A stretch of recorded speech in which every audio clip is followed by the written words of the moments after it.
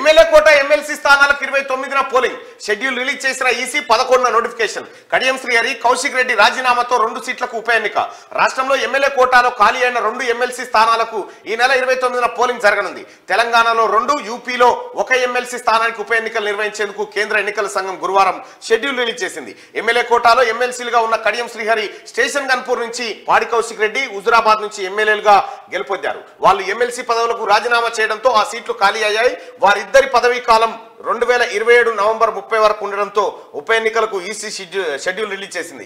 ఈ నెల 11న నోటిఫికేషన్ జారీ చేయనుంది. ఆ రోజు నుంచి 18వ తేదీ వరకు నామినేషన్ల దాఖలు గడువు ఉంటుంది.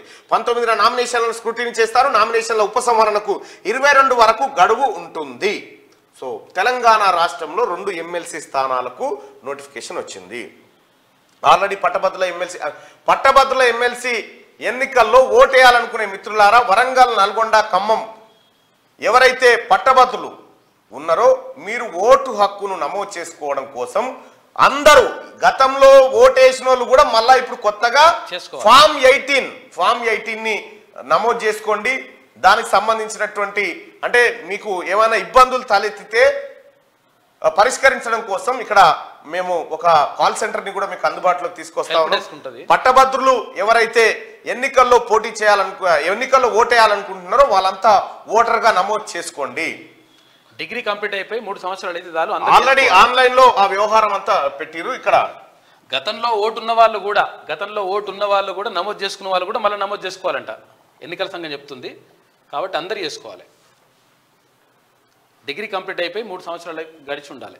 కంప్లీట్ అయిపోయి ఇక్కడ ఆ new registration for general elections NRI pic download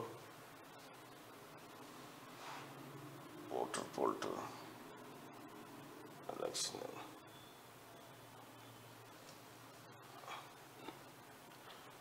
new registration అట్లే ఉంటుందేమో మరి ఆప్షన్ ఫామ్ 18 పంపించినాము నాకు. కానీ ఇదేంది EC.co.in ఢిల్లీ, సిక్కిం 2000, ఉత్తరప్రదేశ్, తెలంగాణ.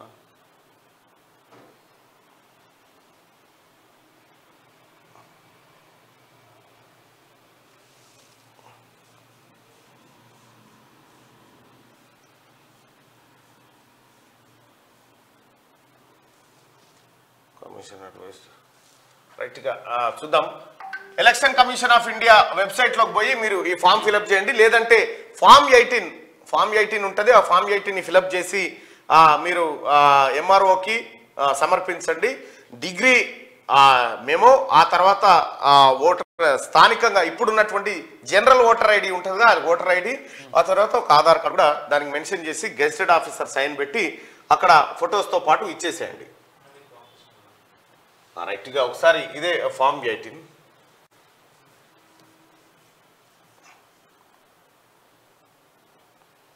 రైట్ పంపిండి సాయి.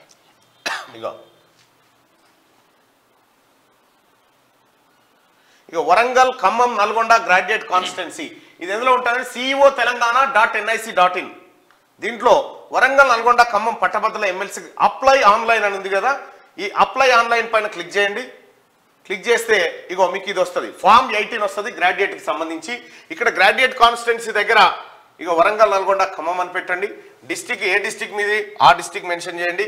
యాదాద్రి భువనగిరి అయితే యాదాద్రి భువనగిరి, భద్రాద్రి అయితే ఇట్లా దాదాపు 1 ఆగండి ఎన్ని ఉన్నాయి మొత్తం 1 2 3 4 5 6 7 8 9 10 మొత్తం 34 అసెంబ్లీ నియోజకవర్గాల పరిధిలో ఈ ఎన్నికలు ఉంటాయి. నాది యాదాద్రి భువనగిరి కాబట్టి యాదాద్రి భువనగిరి అని చెప్పి పెట్టుకున్నా. ఇక అలాగే ఇట్లా నా పేరు రాయాలి, సర్నేమ్ రాయాలి, ఆ తర్వాత name of relative of applicant రాయాలి, ఆ తర్వాత సర్నేమ్ రిలేటివ్, తండ్రి పేరు, తర్వాత జెండర్ ఆఫ్ అప్లికెంటు మేల్ అయితే మేలు, ఫీమేల్ అయితే female, date month date year, ఆ తర్వాత ఎడ్యుకేషనల్ క్వాలిఫికేషన్, ఆక్యుపేషన్ ఏం చేస్తా ఉన్నారనేది ఈ వివరాలు రాయాలి. ఆ తర్వాత ఇంకా డిజబిలిటీ ఏమన్నా డిజబిలిటీ ఉందా మీకు అనేది అది మెన్షన్ చేయాలి. Address details, place of ordinary residency, మన ఇంటి అడ్రస్, వీధి, ప్రాంతం ఇదంతా పెట్టాలి. ఇక details of assembly constituency epic if the applicant name is included. అంటే మీకు జనరల్ ఓట్లలో మొన్న అసెంబ్లీ ఓట్లలో ఓటేసారు కదా, దాని డీటెయిల్స్ అన్ని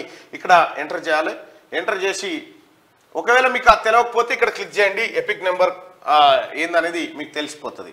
ఇక ఆధార్ కార్డ్ డీటెయిల్స్ ఇక్కడ మెన్షన్ చేయాలి. ఆ తర్వాత మీరు గ్రాడ్యుయేటా డిప్లొమానా ఇక్కడ పెట్టాలి. I'm a graduate of so and so university, ఆ యూనివర్సిటీ నేమ్ కూడా వేసేయాలి. ఆ తర్వాత ఏ ఇయర్లో పాస్ అయినారు, ఆ తర్వాత ఐఎమ్ ద ఇదేమో డిప్లొమా ఆర్ అది ఇది. ఆ తర్వాత ఇక్కడ ఫైల్స్ యువర్ ఫోటోగ్రాఫ్ ఉంటుంది, ఫోటోగ్రాఫ్ చూజ్ చేసుకోవాలి. ఇక అట్లాగే సర్టిఫికేట్స్ ఉంటాయి, ఈ సర్టిఫికేట్ చూజ్ చేసుకోవాలి. ఇది 100 KB ఉండాలి, బిలో 100 KB, అదేమో బిలో 200 KBలో ఉండాలి. ఆ తర్వాత ఇక డిక్లరేషన్ మీద my name has been included in the electoral roll for the constituency and district అండి మనది ఇక్కడ పెట్టాలి. ఇది ఇతర గ్రాడ్యుయేట్ కాన్స్టిట్యున్సీలో మీ పేరేమైనా ఉందా ఇక్కడ మెన్షన్ చేయాలి. ఇక మొబైల్ నెంబరు, ఆ తర్వాత ఈమెయిల్ ఐడి ఇక్కడ పెట్టాలి, డిక్లరేషన్ ఇచ్చేసేయాలి. ఇది ఈ నెంబర్ కొట్టేసి సబ్మిట్ కొట్టేసేయాలి, సరిపోతుంది, ఎంక్వైరీ అయిపోతుంది. ఇక ఒకవేళ ఎంఆర్ఓ ఆఫీస్ పోలైన వాళ్ళు ఆన్లైన్లో చేసుకునేటువంటి వెసులుబాటు ఇక్కడ ఉంది. రైట్గా ఇది ఈ ఎమ్మెల్యే కోటా ఎమ్మెల్సీ స్థానాల విషయంలో మాత్రం 40 మంది ఎమ్మెల్యేలకు ఒక ఎమ్మెల్సీ.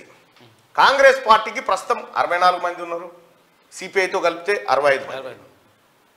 కాబట్టి 40 మందితోనే ఒక ఎమ్మెల్సీ స్థానాన్ని గెలుచుకోబోతుంది కాంగ్రెస్ పార్టీ పక్క.